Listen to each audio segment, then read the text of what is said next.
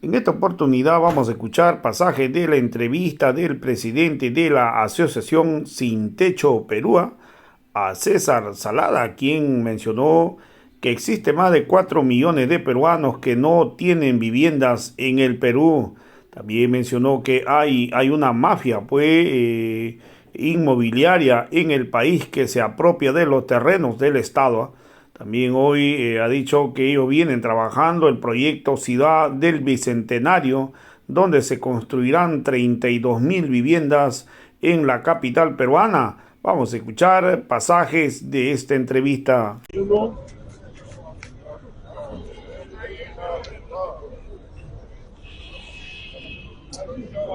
Cerca de 2 millones de peruanos en estos precisos momentos no tienen dónde vivir, no tienen una vivienda. Esta es una problemática que que atañe al Perú hace muchísimos años, pero que sin embargo hasta el momento ningún gobierno ha tratado de darle solución. Esta es una realidad que atraviesan miles de familias peruanas, donde les toca atravesar el día a día esta problemática social. Según las últimas estadísticas del INEI, solamente en la ciudad de Lima, 14.500 personas se encuentran sin empleo. Están buscando una forma de poder subsistir. El 54.6% de este grupo son mujeres y el 45.4% son hombres. El empleo informal luego de la pandemia se incrementó, José Luis. Ahora ya llegamos al 75% de informalidad en nuestro país. Es por ello que las personas más vulnerables, como son las mujeres, el adulto mayor en situación de abandono y aquellas personas que perciben menos del sueldo mínimo, no pueden acceder a estos programas de vivienda como Mi Techo Propio y el programa Mi Vivienda.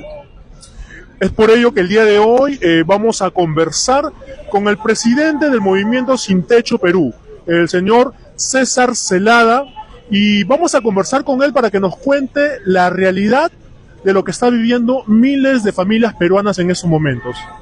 César, muy buenas noches. Cuéntanos, ¿por qué construir viviendas populares en el Perú? Bueno, muy buenas noches a ustedes y a su honorable audiencia, que me parece que juega un rol importante en esta oportunidad. Bueno, en efecto, como dice José, según las estadísticas del 2019, serían alrededor de 2 millones de familias las que no tienen una vivienda digna donde poder vivir. No obstante, hay algunos especialistas que estiman que esto ya habría llegado después de la pandemia a más de 4 millones de familias en todo el país, valga la redundancia. Entonces estamos hablando de una situación muy dramática, porque tenemos en este sector no solamente a gente que vive hacinada con la familia, con los padres, con los abuelos, con los tíos, etcétera, sino que también hay gente que trabaja para pagar alquileres carísimos de 350, 400, 500, 700, 800 soles, dependiendo de la zona, ¿no? Teniendo en cuenta que el salario mínimo es de 1025, pues estamos hablando de casi un 50, 70% del mismo. Y por otro lado tienes tú a gente que se va a vivir a los cerros de forma precaria e inhumana. En un país donde lo que caracteriza es la perspectiva de un terremoto de 8 puntos y pico, estamos hablando de que según el propio Cenami, pues estaríamos, si escribiera ese terremoto, con 600.000 viviendas y picos que se derrumbarían. Es decir, que es una calamidad, es una catástrofe en la que vivimos. Y no es cierto de que no hayan tierras, que no haya suelo urbano. Tierras hay un montón. El Estado es el mayor terrateniente en todo el país. Lo que pasa es que estas tierras no están registradas. Y no están registradas porque hay grupos de interés económico que le interesa que no sean registradas. Es por eso que asistimos a un acaparamiento sistemático de las tierras del suelo urbano que pertenecen a todos los peruanos, para favorecer a unos cuantos grupos de poder inmobiliario como Graña y Monter y Los Portales, donde incluso se estaría desenvolviendo una mafia alrededor de las tierras porque lucran, compran el metro cuadrado a precio eriazo, 2 soles, 3 soles, 5 soles aproximadamente, y luego lo venden a 30, 50, 100% su precio. Hay trabajadores que tienen que trabajar casi toda su vida, para poder pagar una vivienda. Es inconcebible, es injusto, es un abuso el que viven millones de familias trabajadoras de este país. César, ¿y es viable construir estas viviendas populares en el Perú? Pero por supuesto, ya antes, incluso regímenes militares, como también regímenes democráticos burgueses, se han desenvuelto gobiernos, tanto de centro como de derecha, que han desenvuelto proyectos de vivienda. Uno de ellos, por ejemplo, es la Torre de Limatambo, cuando el señor Belaúnde era presidente de la República en los 80. Claro, ahí tenía la Constitución de 1979, que señalaba en su capítulo 1, de Derechos Fundamentales de la Persona, en el artículo 10, que toda familia tiene el derecho a un acceso a una vivienda adecuada. Eso fue borrado completamente de la Constitución de 1993. Entonces, han habido proyectos de vivienda. Es más, los regímenes militares expropiaron a latifundistas que se encontraban a las afueras de Lima para desenvolver viviendas públicas, previa urbanización y saneamiento físico. Es más, hubieron militares que aprobaron leyes de impuestos progresivos a la tierra ociosa, justamente para forzar a estos terratenientes a que vendan esas tierras. Entonces, nosotros no estamos inventando la pólvora. Han habido ya proyectos de viviendas públicas que han resuelto de alguna manera, en ese entonces, el problema de la crisis habitacional que viven los peruanos. Ahora, ¿existen programas para que algunos peruanos puedan acceder a viviendas como Techo Propio y Mi Vivienda? En este caso, ¿cuál sería la dificultad para que este sector de este grupo de peruanos que no ni siquiera logran percibir el sueldo mínimo puedan acceder a este programa? El Fondo de Vivienda es eso, es un fondo de financiamiento, que es el que filtra quienes pueden, digamos, inscribirse para los programas con Techo Propio. También hay otro programa que es Construyendo en Sitio Propio, ¿no? Pero te pide una serie de requisitos para las cuales no aplican una buena parte de la población más vulnerable. No solamente por el hecho de que estés en planillas, aunque eso se puede resolver, sino el tema de que te piden cierta cantidad de ingresos mensuales que tú tienes que fundamentar, que dependiendo del precio del departamento, 1.500, 1.800, hasta 3.000, 3.500 soles. Mensuales. Y son proyectos que se desenvuelven en las provincias, en Cañete, o en Ica, o en la selva, ¿me entiendes? No son proyectos en la propia Lima. Es alucinante, es una cosa de locos, porque tú tienes en Lima Norte, por ejemplo, tierras, un montón de tierras, en Caraballo, en Ancón, y un poco menos en Santa Rosa. Pero en esos mismos distritos tienes a miles de familias que no tienen vivienda y trabajan toda su vida y no pueden comprarse una vivienda, porque una vivienda le cuesta, dependiendo también de la zona, en esos lugares, aproximadamente 200.000, 250.000 soles. ¿Una vivienda o solo terreno? No, una vivienda ya construida. Claro. César, y las personas que quieran agruparse junto con el movimiento Sin Techo, quisieran conocer cuáles son los avances que han tenido como el movimiento? Bueno, nosotros hemos llegado a organizar a cerca de 30.000 familias, en buena medida en todo lo que es Lima Norte, pero también en Lima Este y en Lima Sur. Nosotros hemos, de alguna forma, a nivel de las redes sociales, puesto en agenda el tema de la crisis habitacional en nuestro país. Y creo que hemos despertado la conciencia de estos sectores poblacionales vulnerables. Lamentablemente, por un lado tú tienes a un Estado que es pro-inmobiliario, porque la Constitución no le permite que intervenga con una empresa de construcción de viviendas populares. César, ¿por qué pertenecer al movimiento Sin Techo? Porque nosotros nos organizamos, empadronamos a toda nuestra gente para luchar porque se desenvuelvan proyectos de viviendas públicas como el Ciudad Bicentenario. ¿Qué es lo que han propuesto? O sea, ¿qué proponen ustedes para darle solución a esto? Mira, hay un proyecto que es Ciudad Bicentenario, que tiene una normatividad, que tiene un decreto supremo, donde el señor Castillo puso la primera piedra incluso, y eso está en proceso. O sea, que está en ejecución. Recién hemos tenido hace unas semanas atrás una reunión con funcionarios del Ministerio del Ambiente, que es donde surge como plan piloto lo de Ciudad Bicentenario, donde se desenvolverían 32.500 viviendas multifamiliares hacia arriba, y él ha dicho que el proyecto va. Lo que pasa es que hay observaciones técnicas por el tema del saneamiento al proyecto. Eso ya depende de SEDAPAL. Por eso es que el día de mañana estamos realizando, junto con el despacho del congresista Bermejo, una conferencia con el presidente del Comité Bicentenario, que es director ejecutivo también del Ministerio del Ambiente, que donde surge este proyecto. Va a estar también Álvaro Espinosa, que es economista y especialista del tema urbano, el propio congresista, para que la gente se informe sobre esta problemática, porque nadie está abordando este tema, que es fundamental. Porque además, miren, nosotros hemos sido el país que tiene mayor crecimiento económico, o uno de los que tiene mayor crecimiento económico en toda la región. La balanza comercial tiene un superávit a favor del Perú. Sin embargo, hemos tenido la mayor cantidad de muertos por COVID, 250.000 muertos, según cifras oficiales. Argentina, que tiene más población que Perú, ha tenido algo de 100.000. Venezuela, menos de la mitad. Venezuela, que tiene más población que Perú, ¿no? Y que también está en crisis económica, Argentina también está en crisis económica, no tiene los indicadores macroeconómicos que nosotros tenemos, y sin embargo, Venezuela ha tenido creo que 20.000 o 30.000 muertos por COVID. ¿Crees que uno de los factores es que la población no haya tenido lugares adecuados donde vivir y donde también... Pero por supuesto, el hacinamiento en el Perú es catastrófico, porque, claro, como tú guardas distanciamiento social si vives hacinado? En cambio, en Venezuela y en menor medida en Argentina ha habido una mayor planificación, y en el caso de Venezuela ha habido 4 millones de viviendas que construyó el Estado para la gente más humilde, que es lo que te puede explicar de alguna forma el caudal electoral que tiene el régimen de Maduro por más de 20 años. ¿Me entiendes?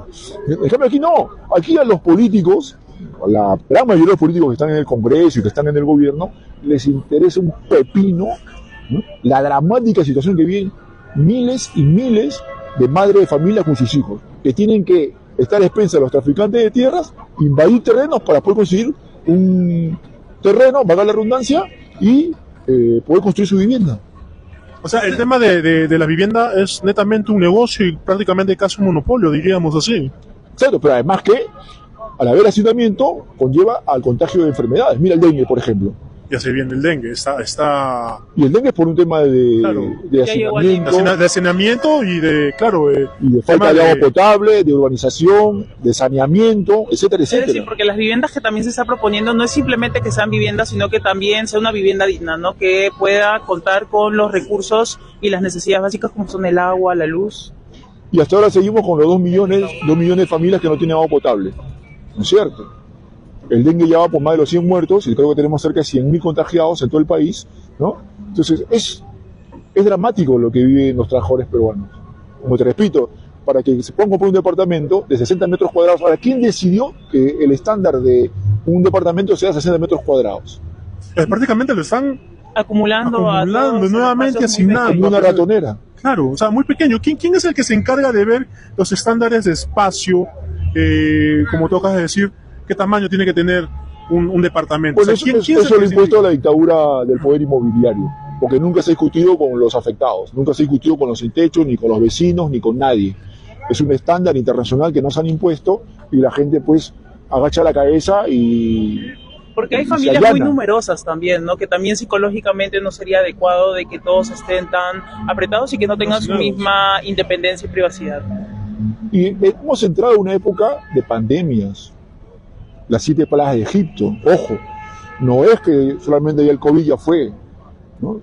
La enfermedad tiende a mutar, y ahora con la gran producción de agroquímicos, pesticidas, etcétera, etcétera, sabemos que lo que estamos comiendo incluso tienen químicos, ¿ves? Entonces eso conlleva, junto al contacto con la naturaleza, al desarrollo de nuevas enfermedades y pandemias. Entonces, si no hay una vivienda digna y segura, más aún en un país que es proclive a los terremotos, entonces es una catástrofe total. Entonces, si los trabajadores peruanos, si las familias, las mujeres trabajadoras peruanas no toman conciencia de esta problemática, lamentablemente vamos a sufrir las consecuencias como había pasado con el COVID antes, ahora con el dengue, y luego ¿qué más vendrá? ¿Ves? O sea, es de locos, como te repito, tenemos indicadores macroeconómicos de superávit, uno de los mejores en todo el continente, y sin embargo tenemos 4,5 millones de familias que no tienen una vivienda digna. Ahí podemos incluir... Y hay terrenos. Las que viven en los cerros. Hay lugares. No, y hay un montón de tierras. Por ejemplo, acá en Lima hay tierras. Y a los portales. Acumulando, acaparando tierras por todo el norte, en las provincias, en Cañete y en el sur también tienes a Nueva Lima, ¿no? Greñi Montero con nuevas pantallas, Norvial, en la selva acaparando tierras, Y nadie dice nada. Nadie dice nada cómo nos están robando en nuestras narices las tierras que pertenecen a todos nosotros. Estamos hablando del acaparamiento de tierras a un precio muy bajo y que resultan ser vendidas a un precio sobrevaluado. Y que se desenvuelve como especulación, porque claro, las grandes inmobiliarias no trabajan solas. Ahí tú tienes inversiones también de capital minero, capital agroindustrial y otros sectores de la economía, que compran tierras para especular. ¿Por qué? Porque la compran a un precio determinado, luego dejan que pasen los años, la tierra es ociosa, y con el pasar de los años se va valorizando más esa tierra, por lo tanto el precio se dispara. Negocio redondo. Negocio redondo, o sea, le compras, dijiste cuánto, por Eriazo, cuando 5 soles el metro cuadrado, más o menos. Ponle, que sea 5 soles. Y después ellos los venden a $50. El metro cuadrado. Dólares. Ni siquiera dólares, o sea, ni siquiera están... Ni siquiera está duplicado. O sea, ni siquiera es duplicado, o sea, depende de la zona. O sea, más de 1000%. En San Isidro te encuentras el metro cuadrado a $150. Bueno, es un negocio redondo, ¿no? De 5, por dar un ejemplo, de 5 soles, de venderlo a más de $50, casi los 250 soles más, todavía un poco más, o sea, casi el 5.000, 4.000, ¿cuál es la conclusión? Más de 1000%. Por eso, ¿cuál es la conclusión? Que aquí habría una mafia donde estarían involucrados también funcionarios del Estado, que tienen que ver con el tema de las tierras. ¿Por qué? Porque el Estado tiene que venderlas. No es que le pertenezcan a los privados las solicitan, las compran. Eso es el Estado que les da la licencia y que las vende. Porque las tierras han estado siempre ahí. Han pertenecido a alguien. Cuéntanos, César, ¿esta problemática de la tierra, ¿no?, y del acceso a la vivienda solamente se da en Perú? Es un problema continental y podemos decir hasta mundial, no solamente en el Perú. En Alemania, recién hace un tiempo atrás, hemos visto cómo también se desenvuelve una crisis habitacional en Alemania, pero ahí, a diferencia de aquí, hubo un referéndum donde la gente participó y se decidió de que el Estado expropie a algunos grupos de poder inmobiliario 250.000 viviendas que estaban ociosas para que le dé a la gente que necesita. Es otra cosa, ¿te das cuenta? Y hablamos de Alemania, ¿no? Primer mundo. Entonces ahí la gente participa y bueno, el Estado decidió que había que resolver un problema que es parte de la democracia, que la gente tenga vivienda. Porque al final, ¿para qué trabajamos todos? No trabajamos acaso para tener una vivienda donde podemos vivir con nuestra familia. Vivimos para eso. Pero si no tenemos vivienda, ¿cómo vamos a vivir con nuestra familia? ¿Cómo dices tú a tu hijo, a tu niño, arregla tus cosas, ordena tus cosas, si no tiene cuarto, si vive asignado? ¿Cómo se va a hacer responsable ese niño? Que tenga autonomía, que tenga independencia. Claro. César, ya para... ¿Cuáles son los requisitos? Claro, ¿no? para terminar esta entrevista, dinos cuáles son los requisitos de las personas que necesitan para poder unirse al grupo, al movimiento que tú estás liderando, cómo hacen para ubicarte, cómo te ubican, y en tal caso las personas que quieran ir mañana al evento, ¿dónde se va a realizar? ¿A qué hora se va a realizar? Sí, miren, el Movimiento Popular Sin Techo Perú, MSTP, es un movimiento de masas. Nosotros tenemos un Facebook que lo pueden encontrar como Movimiento Sin Techo-Perú, ¿ya?, en Facebook, y ahí pueden entablar un contacto y buscar la información. Los requisitos son básicos: mayor de edad, 18 años, DNI, peruano, trabajador, no tener título de propiedad de otra vivienda y tener ganas de luchar, porque esto es una lucha. Lamentablemente en esa lucha hay mucho oportunismo. He tenido gente también que ha traicionado al movimiento, otros que han sido infiltrados por el gobierno de turno, por su carácter autoritario y querer destruir a los movimientos sociales, que aquí yo denuncio, y por lo tanto los invitamos a organizarse y a seguir en esta lucha, porque nosotros creemos que esto es una cuestión de convicción. Estamos luchando por algo justo y democrático para la gente. Y a la misma vez les invitamos el día de mañana a las 10 de la mañana con su DNI a inscribirse en el Jirón Azángaro 468, que es una institución del Congreso de la República, para justamente informarse sobre el tema de la construcción de viviendas populares en el Perú y de esa manera resolver el problema que aquejan a millones de trabajadores. Mañana también podrían inscribirse de manera presencial en el movimiento. Sí, presencial, se pueden inscribir también, va a haber alguien de nuestra organización. El ingreso es libre, ¿no? El ingreso es completamente libre. Es completamente libre a las 10 de la mañana a Zángaro 468, a la altura de la Defensoría del Pueblo y de la Iglesia San Pedro. ¿Madres que estén con sus niños podrían asistir? Sí. Ok, bueno, muchas gracias. Muchas gracias, César. César es el presidente del movimiento Sin Techo Perú. Es una realidad, una problemática que atañe al pueblo peruano desde hace muchísimos años atrás. hay tierras, sí se puede, ¿no? Ya hay precedentes de que otros gobiernos anteriores, como el de Belaúnde, por ejemplo, y trataron de dar solución a ese problema en su momento. Yo creo que es necesario que en estas épocas se haga algo similar también para dar solución a este problema que, mira, se viene de crisis sanitaria. La crisis sanitaria no ha pasado, ya hemos dejado el tema de la COVID, ahora estamos pues con el dengue, ¿no? Realidades y problemáticas sociales que muchas veces poco conocemos. Bueno, manténganse informados a través de la página informativa de la Red Nacional de Prensa de Provincias, RNPP, de Último Minuto Barranca, de Visión TV Perú y todas las páginas que están entrelazadas a nivel nacional. Vamos a estar colocando la invitación del día de mañana para que ustedes puedan acceder a esta organización y ustedes puedan estar más informados acerca de la construcción populares de viviendas en el Perú. Vamos a enlazar también, vamos a poner el link del Facebook para que los puedan ubicar y le puedan contactar directamente con ustedes. Así que ya saben, es muy importante que compartas esa información porque así de esta manera más peruanos se enteran de lo que realmente está pasando y se está suscitando en nuestro país. Nos vemos en cualquier momento desde cualquier punto de nuestro país. En Gio Díaz y José Luis Manrique.